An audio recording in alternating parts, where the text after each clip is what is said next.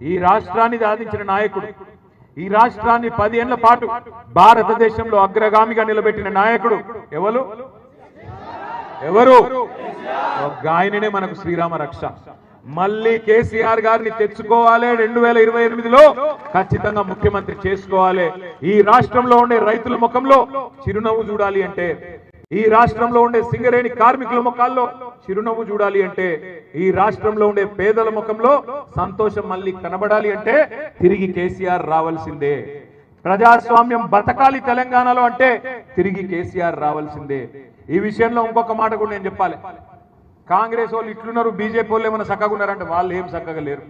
ఇంత out right గా రేవంత్ రెడ్డి దోపిడీ చేస్తుంటే సింగరేణిలో మనం అడిగినాం, అయ్యా మీ వాటా కూడా ఉన్నది, కేంద్ర ప్రభుత్వమా మీకు కూడా 49% ఉన్నది, మీరెందుకు అడ్డుకుంటలేరు ఈ కుంభకోణాలను? మీరెందుకు 1000 కోట్ల దోపిడీ జరుగుతుంటే గమ్మునున్నారు? సిబిఐ ఎంక్వైరీ ఏంటి అంటే మేమే బెబ్బెబ్బే, ఇద్దరు దొందే, ఇద్దరు చీకటి దోస్తులు ఒకరినొకరు కాపాడుకుంటా ఉన్నారు. ముఖ్యమంత్రి బావమరిదికి ఇక్కడ సింగరేణిలో టెండర్లు వస్తుంటే ముఖ్యమంత్రి బావమరిదికి ఇక్కడనే వస్తున్నాయి అనుకున్నారు మీరు టెండర్లు. కేంద్ర ప్రభుత్వ పథకం అమృత్లో కూడా ఇదే ముఖ్యమంత్రి బావమరిది సృజన్ రెడ్డికి 100 కోట్ల కాంట్రాక్టులు వస్తాయి. బీజేపీ ఎంపీలకు ముఖ్యమంత్రి గారు తెలంగాణలో కాంట్రాక్టులు ఇస్తారు. అట్లా మంచిగా ఇచ్చిపుచ్చుకునే బంధం కాంగ్రెస్ బీజేపీ కలిసి నడుస్తా ఉన్నారు. అందుకే ఒకరి దోపిడీ ఒకరు బయట పెట్టకుండా బ్రహ్మాండంగా కాపాడుకుంటా ఉన్నారు. ప్రధానమంత్రి వస్తాడు ఢిల్లీకి వెళ్ళి, వచ్చి పేద మీటింగ్ లో చెప్తాడు, ఈ రాష్ట్రంలో RR ట్యాక్స్ వసూలు చేస్తున్నారు, బిల్డర్ల కాడ, కాంట్రాక్టర్ల కాడ, సింగరేణిలో పనిచేసే కాంట్రాక్టర్ల కాడ RR ట్యాక్స్ వసూలు చేస్తున్నారు అంటాడు. ఏంటిది RR ట్యాక్స్ అంటే? రాహుల్ రేవంత్ ట్యాక్స్ అంటాడు. మరి చెప్పి కూడా 1.5-2 సంవత్సరాలు అయిపోయాయి ప్రధానమంత్రి చెప్పి. మరి 2 సంవత్సరాలు అయిపోయినా కూడా ఎందుకు విచారణకు ఆదేశిస్తలేడు ప్రధానమంత్రి గారు? హోంమంత్రి అమిత్ షా వస్తాడు, తెలంగాణ ATM గా మారిపోయింది, కుంభకోణాలు చేస్తున్నారు కాంగ్రెస్ వాళ్ళు, ATM అయిపోయింది తెలంగాణ కాంగ్రెస్ పార్టీకి అంటాడు. మరి దొంగలు ఎవరు పట్టుకోవాలి? హోంమంత్రి పట్టుకోవాలనా లేదా? పోలీసుడే పట్టుకోవాలి కదా.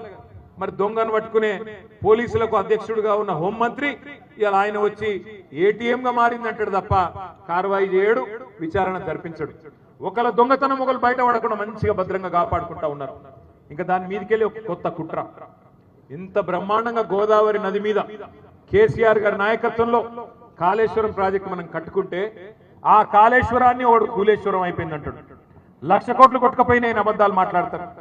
లక్షల కోట్ల అప్పు అయిపోయింది తెలంగాణలో అని చెప్పి తప్పుడు మాటలు మాట్లాడతారు. ఇట్లా ప్రజలను ఇంకా కూడా 2.5 సంవత్సరాలు గడిచిన తర్వాత కూడా 3 బడ్జెట్లు ప్రవేశపెట్టిన తర్వాత కూడా 3 నెలల్లో అమలు చేస్తామన్న హామీలు అమలు చేయకపోగా ఇంకా కూడా ప్రజలను మళ్ళీ బుకాయించే ప్రయత్నం చేస్తా ఉన్నారు కాంగ్రెస్ బీజేపీ 2 పార్టీలు కలిసి. కాళేశ్వరాన్ని ఇవాళ కూలేశ్వరం అయిపోయిందంటున్న సన్నాసులు నేను అడుగుతా ఉన్నా, 2014 ముందు తెలంగాణలో పండిన పంట ఎంత?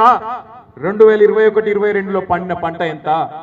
కాంగ్రెస్ ప్రభుత్వం ఉన్నప్పుడు ఆనాడు తెలంగాణ ప్రాంతంలో 2014 ముందు దుర్భిక్షమైన పరిస్థితులు ఉన్నమాట వాస్తవం కాదా?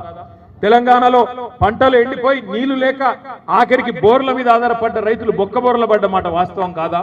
తెలంగాణలో ఆనాడు 24 లక్షల మెట్రిక్ టన్నులు పండే పరిస్థితి నుంచి కేసీఆర్ వచ్చినాక 1,50,00,000 మెట్రిక్ టన్నులు పండిన మాట వాస్తవం కాదా? భారతదేశం మొత్తంలోనే పంజాబ్ ను, హర్యానాను తలదన్ని నెంబర్ 1 రాష్ట్రంగా తెలంగాణ నిలిచిన మాట వాస్తవం కాదా? ఇది కాళేశ్వరం పుణ్యం కాదా? ఇవాళ మాట్లాడుతున్నారు ఇక్కడికి వచ్చి ఆదిలాబాద్ జిల్లాకు వచ్చి తుమ్మిడి గట్టి కడతాం. ఎక్కడ కడతావు కనీసం ఐడియా ఉందా? DPR ఉందా? పక్కన మహారాష్ట్రతో ఒప్పందం అయిందా? ఎన్ని మీటర్లకు కనీసం అంగీకారం అయిందా? ఏది లేదు. బడ్జెట్ లో పెట్టింది 52 కోట్లు, కానీ కడతాం, ఏక్తాం, పీక్తాం అని మాటలు మాత్రం కోటలు దాటుతా ఉన్నాయి. బడ్జెట్ చూస్తే మీరు చూడండి కావాలంటే జర్నలిస్ట్ మిత్రులు, 52 కోట్లు మాత్రమే పెట్టినారు. మరి 52 కోట్లతో ఎన్ని సంవత్సరాలు కడతారు? 100 సంవత్సరాలు కడతారా? 1000 సంవత్సరాలు కడతారా? ఇట్లనే మాటలతోనే టైం పాస్ చేస్తారా? ప్రభుత్వం చెప్పాలి. కడతామని బిల్డప్ తప్ప ఇంతవరకు అతి లేదు, గతి లేదు. ఒకటి మాత్రం వాస్తవం, కాళేశ్వరం కట్టింది మరి తెలంగాణకు న్యాయం చేయడానికి, తెలంగాణకు లాభం చేయడానికి. సింగరేణిని లాభాల బాటలో నడిపింది, కార్మికులకు బోనస్లు ఇచ్చింది, బ్రహ్మాండంగా సింగరేణిలో వారసత్వ ఉద్యోగాలు ఇచ్చింది ఈ రాష్ట్ర ప్రజలు, ముఖ్యంగా సింగరేణి కార్మికుల సంక్షేమం కోసం. అట్లాగే 10 ఏళ్ల పాటు తెలంగాణని అపురూపంగా నడిపింది కూడా, అద్భుతంగా అన్ని రంగాల్లో ముందుకు తీసుకొని పోయింది కూడా కేసీఆర్ నాయకత్వం. ఇవాళ మా సుమన్ ఓడిపోకపోయి ఉంటే, మా దివాకరన్ ఓడిపోకపోయి ఉంటే, మా చంద్రన్న ఓడిపోకపోయి ఉంటే ఇప్పటికే మనకు 4000 పెన్షన్ ఎప్పుడో వస్తుండే. కేసీఆర్ గారి ప్రభుత్వమే వచ్చుంటే 4000 పెన్షన్ ఎప్పుడో వస్తుండే. కేసీఆర్ ప్రభుత్వమే వచ్చుంటే ఇచ్చిన మాట ప్రకారం దివ్యాంగులకి 6000 పెన్షన్ వస్తుండే ఈ పాటికి. కేసీఆర్ ప్రభుత్వం వచ్చింటే మీరు ఇట్లా బోర్డులు పట్టుకొని నిలబడే పరిస్థితి ఉండకపోతుండే, మీ ఉద్యోగాలు మీకు ఎప్పుడో వస్తుండే. కేసీఆర్ ప్రభుత్వమే వచ్చుంటే 15,000 రైతు బంధు ఎప్పుడో మీకు వచ్చేది. ఎందుకంటే రైతు బంధు పెట్టిందే కేసీఆర్ కదా. అందుకే నేను అంటున్నా, దయచేసి ఆలోచించండి. మొన్న క్యాతనపల్లిలో ఏ ప్రజాస్వామిక స్ఫూర్తినైతే మా క్యాతనపల్లి సోదరులు సోదరిమణులు చూపెట్టినారో అదే స్ఫూర్తి భవిష్యత్తులో కూడా తప్పకుండా మీరు చూపాలి. ఎప్పుడు ఎన్నికలు వచ్చినా, జిల్లా పరిషత్ ఎన్నిక వచ్చినా, సింగరేణి ఎన్నిక వచ్చినా, మున్సిపల్ ఎన్నికలు అంటే అయిపోయినాయి, ఇంకా ఏమైనా అడుగుబొడుగు మున్సిపాలిటీలు ఎక్కడ మిగిలి ఉంటే అవి వచ్చినా, సహకార వ్యవస్థలో వచ్చే ఎన్నికలు వచ్చినా తప్పకుండా ఒకటే గుర్తుపెట్టుకోండి, ఈ రోజు ఈ రాష్ట్రానికి శ్రీరామ రక్ష కేసీఆర్ గారి నాయకత్వం. తప్పకుండా నాకైతే విశ్వాసం ఉంది, మళ్ళీ తొందరలోనే మనకు మంచి రోజులు వస్తాయి. 2028లోనే మంచిర్యాల జిల్లాలో తప్పకుండా అన్ని నియోజకవర్గాల్లో మళ్ళీ గులాబీ జెండాను ఎగురుతుంది. ఇక్కడికి వచ్చే ముందు, ఇక్కడికి రావడం నాకు ఆలస్యమైంది. ఎందుకు ఆలస్యమైంది అంటే మధ్యలో ఇవాళ చాలా పెళ్లిళ్ళు ఉండే, తప్పని పరిస్థితుల్లో ఎక్కడికక్కడ ఎమ్మెల్యేలు ఆపితే నాకు తప్పలేదు. అట్లాగే మనం కట్టిన మెడికల్ కాలేజ్, మన మంచిర్యాలలో మనం కట్టిన మెడికల్ కాలేజ్ 38 ఎకరాల్లో అద్భుతంగా మెడికల్ కాలేజు మనం మంచిర్యాల శివార్లలో కట్టుకున్నాం. 11 ఎకరాల్లో అద్భుతమైన హాస్పిటల్. ఎన్నడన్నా కలగన్నరా మంచిర్యాల ప్రజలు? మా మంచిర్యాల జిల్లా అవుతుందని, ఈ జిల్లాకు ఒక మెడికల్ కాలేజ్ వస్తుందని, ఈ జిల్లాకు ఒక నర్సింగ్ కాలేజ్ వస్తుందని, ఈ జిల్లాలో ఇన్ని అద్భుతాలు జరుగుతాయని ఎన్నడన్నా కలగన్నారా? సింగరేణిని అద్భుతంగా లాభాల బాటలో నడిపింది కేసీఆర్ గారు.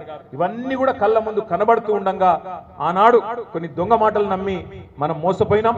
భవిష్యత్తులో మళ్ళీ అట్లా జరగకూడదు అంటే ఇట్లాంటి నాయకులు, మన బంగారు నాయకత్వం ఇక్కడ ఉన్నది, వాళ్ళందరినీ తప్పకుండా మళ్ళీ భవిష్యత్తులో సింగరేణిలో ఇండ్లు కట్టుకున్న వారికి జీవో 76 ద్వారా పట్టాలు ఇవ్వాలి.